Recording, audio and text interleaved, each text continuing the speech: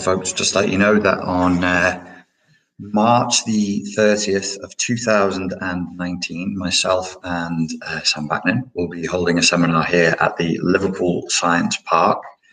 It will begin at 12, where we're going to have people signing around 11:15. We'll be actually get started at 12. We'll be delivering a seminar on how to manipulate the narcissist or psychopath. We'll go through until 4. And then we're going to do a live dialogue for a couple of hours, for an hour and a half. We finish with them, we'll be done by 6:30. So here's the thing. A lot of people have asked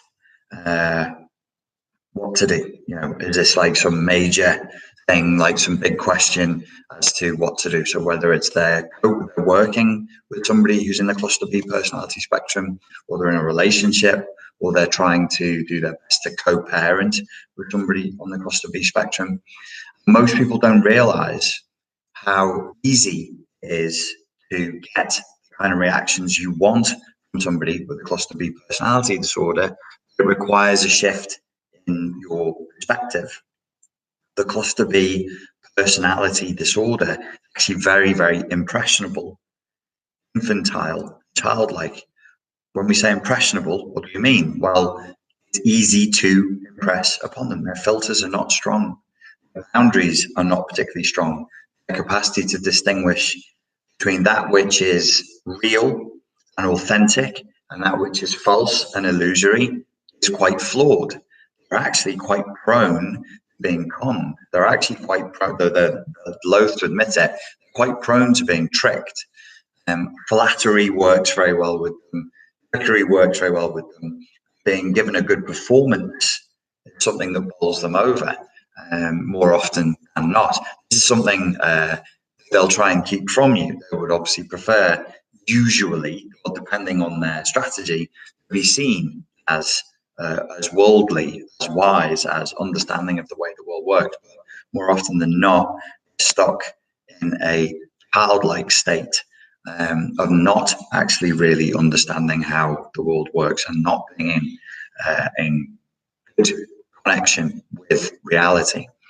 So the perspective shift, I think, that is useful to have.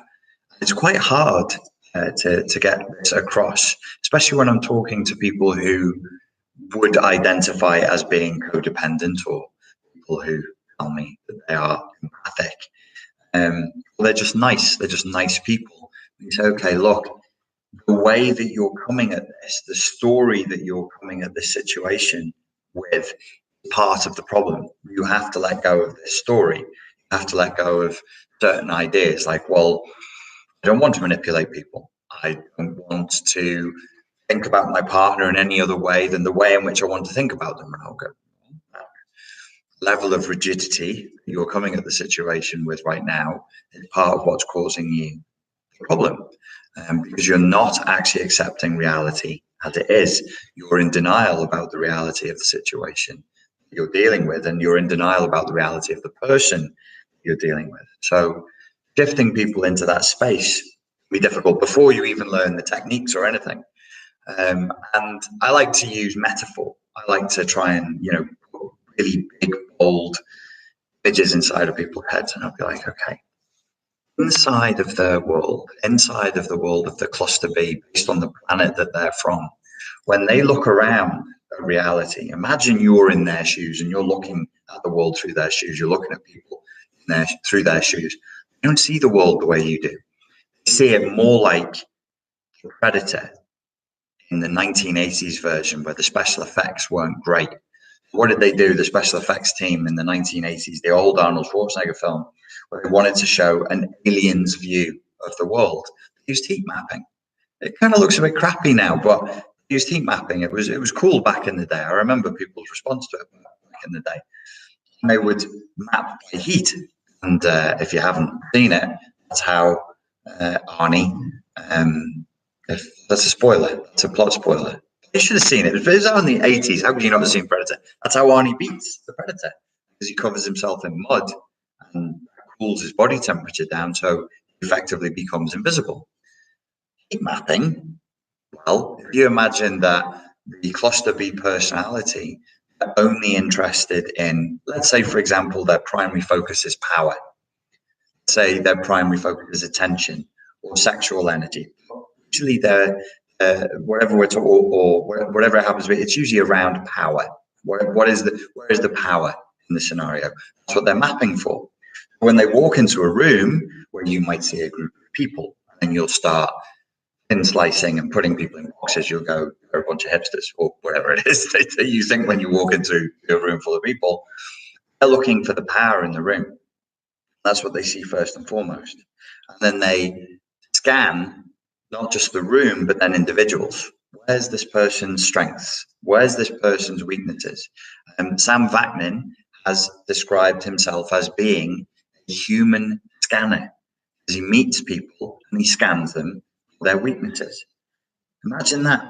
Imagine meeting somebody and only being concerned for their vulnerabilities, only being concerned for where they are exploitable, the levers, for the handles, for the potential targets, and then listing them and not using them, but saving them and going, I could come back to that. A very, very different view of reality, right? But if I can, or we, myself and Sam, can help shift codependence from their worldview and go, okay, just come here, just look at it this way, even just for a moment, you'll never ask the question again. You'll never be sat there asking yourself the question, why did they do that? Why did he say that to me? Why did she act that way in that scenario? I'm so confused. I don't understand. I don't know what's going on. You always know. It's powerful. It's more powerful than showing you a few techniques or tricks to actually give you the principle-based shift and go, look at what is there. Look at the entity for what it is. The other thing that we're going to be looking at on the day is looking at the core formations of the personality so that people can actually understand the engine that's running there and what it runs on and where it breaks down sometimes, what it does to fix itself sometimes. This is useful.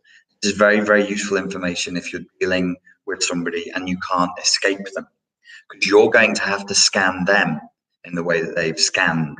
Then scan, C-A-N-N-E-D, scanned. We're going to have to do a bit of a scanning of them in the way that they've scanned you in order to understand where they're coming from and in order to play the game at the level they're playing it at.